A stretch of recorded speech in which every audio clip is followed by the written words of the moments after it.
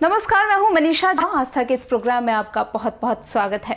जाने कैसे आपके घर में है पितृदोष। तो आइए इस विषय पर हमारे साथ बात करने के लिए मौजूद है आचार्य मोक्षित जी। आचार्य जी, बहुत बहुत शुक्रिया आपका हमारे साथ जुड़ने के लिए। आचार्य जी, कैसे पता चलता है कि हमारे घर में पितृदोष है? बहुत ही उत्तम प्रश्न पूछा है आपने, क्योंकि आजकल लोग इस चीज़ से बहुत ही ज़्यादा डरे हुए रहते हैं। पितृदोष, बहुत लोगों के मन में इस संचय बना रहता है कि पितृदोष, क्या मेरी कुंडली में भी है पितृदोष, क्या आपकी कुंडली में भी है पितृदोष? तो मैं आपको इस चीज़ से संचेत कर दूं, आश्वस्त कर दूं कि पितृदोष जो बनता है हमारे कुंडली में, वह आपके कर्मों के अनुसार बनता है। क्योंकि हमारे शास्त्रों में बताया गया है, देवताभ्य पितृभ्यश्च महायोगी भैव च नमः स्वाहा स्वाधाय नित्यमेवा नमो नमः।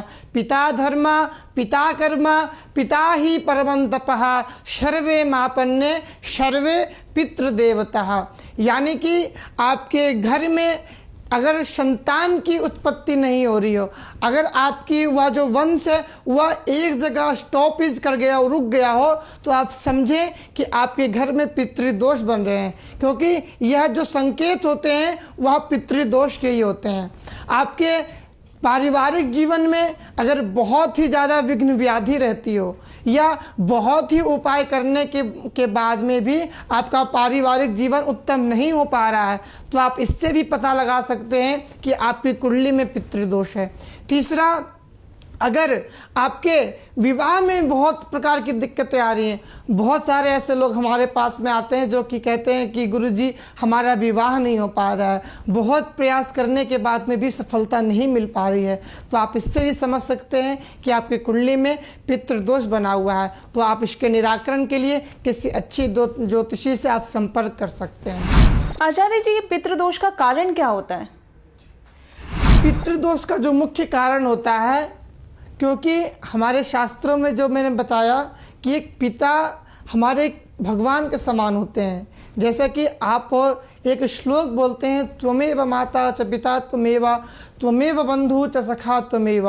यानी कि हम जीते जी तो पिता को नहीं पूजते हैं, हम पिता को बहुत प्रकार के कष्ट देते हैं, दुख देते हैं, और जब अंत समय आता है तो उनको एक वृद्धावस्था में छोड़ करके वृद्धा आश्रम में डाल आते हैं।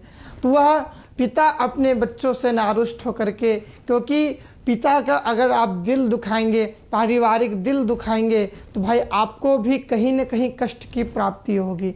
इसीलिए जो इसका जो मुख्य कारण होता है वह पितृनारुष्ट का कारण होता है। दूसरा, इसका एक कारण और बताया गया है कि अगर आपके घर में अकाल मृत्यु हुई हो, किसी की अकाल मृत्यु, अथवा मतलब कि उम्र से पहले कोई व्यक्ति स्वर्ग चले गए हों, या फिर एक्सीडेंट में या किसी भी प्रकार की बीमारियों से उनकी मृत्यु हुई हो, तो यह अकाल मृत्यु में आता है। तो इसका मुख्य कारण भी यह होता है कि किसी का अगर अकाल मृत्यु आपके यहाँ भी हुई है, तो आप इससे भी पता लगा सकते हैं कि आपके यहाँ पे पितृदोष है, और इसका मुख्य कारण यही होता है। इसका जो प्रभाव है हमारे जीवन पे, वो क्या पड़ता है?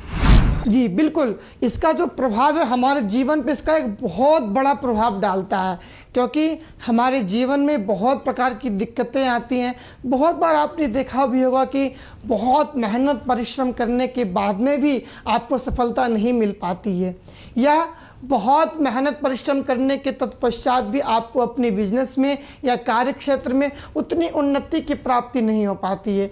या बहुत बार आपने देखा होगा कि सब कुछ सही होते हुए भी अगर आप डॉक्टर के पास में ट्रीटमेंट लेने जाएंगे, अगर वो आपके शरीर में एक एक चीज़ स्वस्थ बताएंगे, परंतु आपको बहुत प्रकार की कहीं पे दर्द रहेगा या बीमारियां रहेंगी आपके घर में सदैव बनी रहेगी, तो ये भी एक पितृदोष का कारण होता है।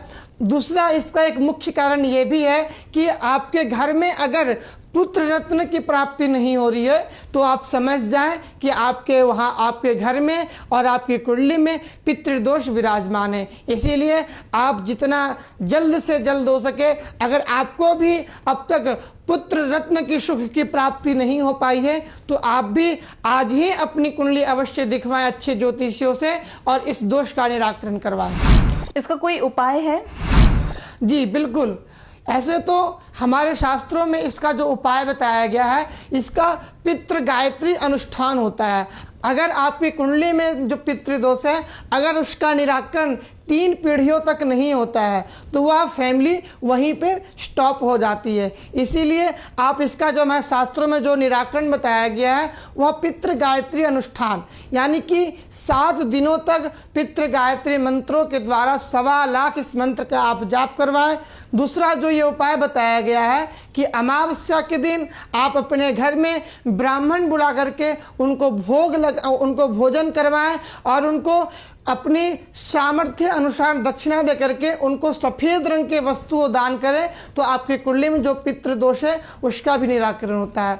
दूसरा, अगर आप गरीबों में मेवे की खीर बना करके अगर आप गरीबों में बांटते हैं तो इससे भी पितृदोष का निराकरण होता है। बहुत सारे लोग अमावस्या के दिन गंगा स्नान करते हैं, तप करते हैं और तर्पण इत्यादि करते हैं। इससे भी आपकी कुंडली में का जो पितृदोष है इसका निराकरण हो जाएगा। विशेष रूप से आप ध्यान रखें, अगर आपको अपनी पितरों को प्रसन्न करना हो तो जो पितृपक्ष आता है, 15 दिनों का जो पितृपक्ष होता है, आप उसमें भी ब्राह्मण बुला करके उनके निमित्त, आपके जो भी पूर्वज हैं उनके निमित्त आप श्राद्ध कर सकते हैं और ब्राह्मण को भोजन करवा करके यथाशक्ति दक्षिणा दे करके और सफ़ेद रंग के वस्तु दान करके आप उनको विदा करें। आचार्य जी